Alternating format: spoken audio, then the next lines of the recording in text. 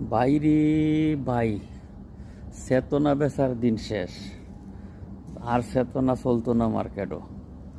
Tag দিলে আর কাম হইতো না।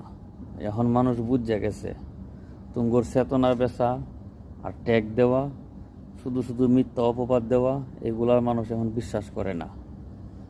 আশা করি ট্যাগ দেওয়া থেকে, চেতনা বেচা থেকে বেরিয়ে আসবে, মানুষের জন্য কাজ করবে।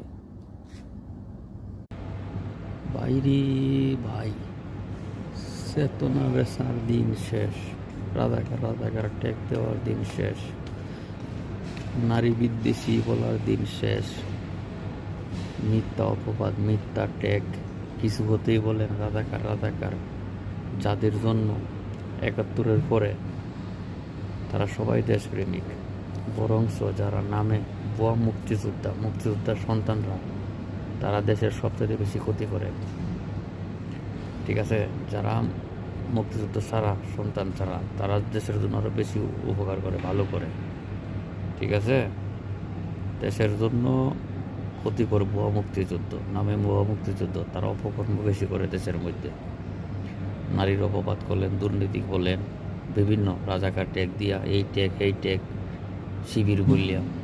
শিবিরের ছাত্র শিবির জন্ম হয়েছে 1977 সালে, যুদ্ধের অনেক পরে।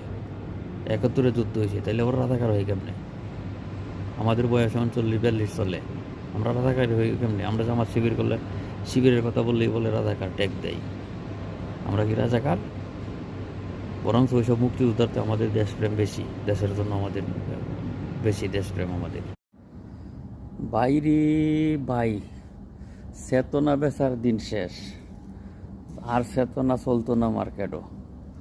ট্যাগ দিলে আর কাম হইতো না। এখন মানুষ বুঝে গেছে তুঙ্গর চেতনা বেচা আর ট্যাগ দেওয়া, শুধু শুধু মিথ্যা অপবাদ দেওয়া, এগুলার মানুষ এখন বিশ্বাস করে না। আশা করি ট্যাগ দেওয়া থেকে, চেতনা বেচা থেকে বেরিয়ে আসবে, মানুষের জন্য কাজ করবে।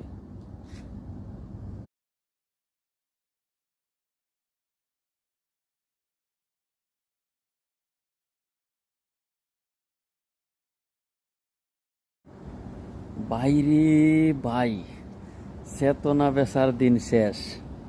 চেতনা বেচার দিন শেষ। ট্যাগ দেওয়ার দিন শেষ। যত চেতনা বেচবা, ট্যাগ দিবা, তত আরো গাতাই পড়বা। দেখবা সামনে কি হয় নির্বাচনে, ইনশাআল্লাহ।